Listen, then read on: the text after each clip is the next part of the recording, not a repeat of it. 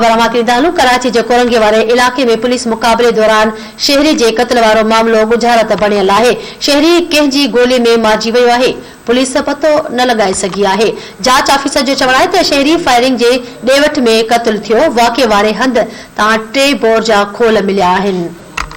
अहम खबर के बुधाई पिया कराची जे कोरंगी वारे इलाके में पुलिस मुकाबले दौरान शहरी जो कत्ल वारो मामलो गुजारत बणियल आहे। पुलिस शहरी कंहिंजे गोली में मारिजी वियो आहे। पुलिस पतो नाहे लगाए सघी।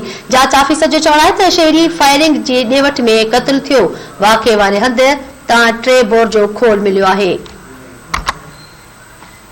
अहम खबर के बुधाई पिया कराची जे कोरंगी वारे इलाके में पुलिस मुकाबले दौरान शहरी जे कत्ल वारो मामलो गुजारत बणियल आहे। शहरी कंहिंजी गोली में मारिजी वियो। पुलिस पतो न लगाए सघी आहे। जांच ऑफिसर जो चवण आहे त शहरी फायरिंग जी डेवठ में कत्ल थियो। वाक़े वारे हंध तां 3 बोर जो खोल मिलियो आहे।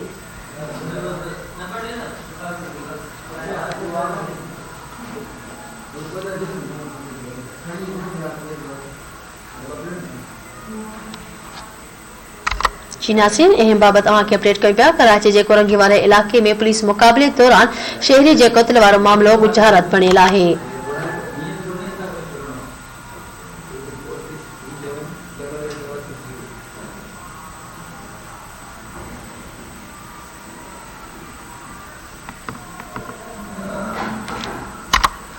अहम खबर पिया कराची जिला के कोरंगी वारे में पुलिस मुकाबले दौरान शहरी जे कत्ल वारो मामलो गुजारत बणियल आहे।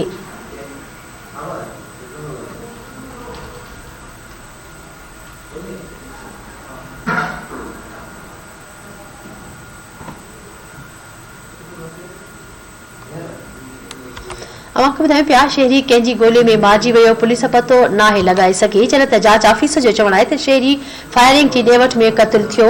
वाक़े वारे हंध तां 3 बोर जो खोल मिलियो आहे।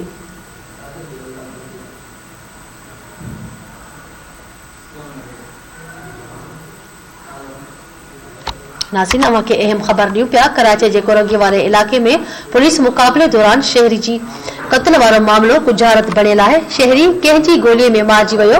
पुलिस पतो न लगाए सघी आहे। जांच ऑफिसर जो चवण आहे त शहरी फायरिंग जी डेवठ में कत्ल थियो। वाक़े वारे हंध तां 3 बोर जो खोल मिलियो आहे। कराची खां धरती टीवी जो रिपोर्टर इसहाक सर्किल लाइन ते मौजूद आहे। जी इसहाक, ॿिया कहिड़ा तफ़सील आहिनि?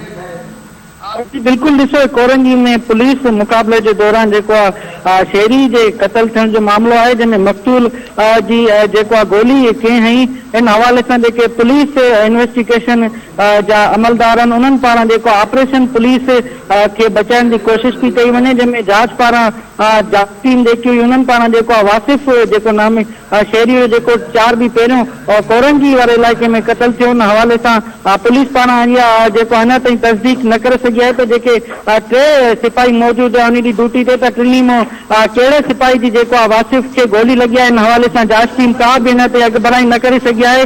जॾहिं त पुलिस पारां इहो ॿुधायो वियो त फोरू हुआ, फोरुनि की जद में अची शहरी वासिफ उनके गोली लगी। जांच टीम जो चवण है जॾहिं त वाक़े वारे हंध तो हिकिड़ो TT पिस्टल जो खोल 3 बोर जो उहो जांच टीम के मिलियो हुयो, जंहिंमें फोरुनि जी मोटरसाइकिल हुई उहा फोरू छॾे फरार थी विया। जॾहिं त मोटरसाइकिल गुज़िरियल महीने लांडी में चोरी थी हुई। इहो जांच टीम जो चवण है। जॾहिं त मुकाबले में मौजूद 3 एहलकार पुलिस जा उहे गिरफ्तार आहिनि। इहो जांच टीम जो चवण है। जॾहिं त मक़तूल हुयो उहो फोरू न हुयो, बेगुना हुयो। इहो जांच टीम तस्दीक करे छॾी है। जॾहिं त जांच टीम जो वकील चवण है त इन हवाले से तहकीकात उहा हिन टाइम जारी है। ऐं 3 सिपाही आहिनि उहे हिन टाइम जांच टीम के हवाले आहिनि। जॾहिं त जांच टीम पारां इहा अञा ताईं का तस्दीक न कई वई आहे त टिनी सिपाही आहिनि उन्हनि में कहिड़े सिपाही जी वासिफ आहे शहरी उनके गोली लगी है। इन हवाले से इन्वेस्टिगेशन टीम जांच करे रही है। वासिफ शहरी है उन्हनि कत्ल थियो उन्हनि जे वारसनि पारां कोरंगी इंडस्ट्रियल एरिया थाने जॻह एहतजाज भी कयो वियो हुयो। एहतजाज खां पोइ केस दाख़िल कयो वियो हुयो। तंहिंखां पोइ 3 सिपाही आहिनि उन्हनि खे गिरफ्तार कयो वियो हुयो। जी वॾी महिरबानी सहाक अपडेट ॾियण जे लाइ। नासिर नवाकी ॿुधाईंदा कराची जिला के कोरंगी वारे इलाके में पुलिस मुकाबले दौरान शहरी जे कत्ल वारो मामलो गुजारत बणियल आहे। शहरी कंहिंजी गोली में मारिजी वियो। पुलिस पतो न लगाए सघी आहे।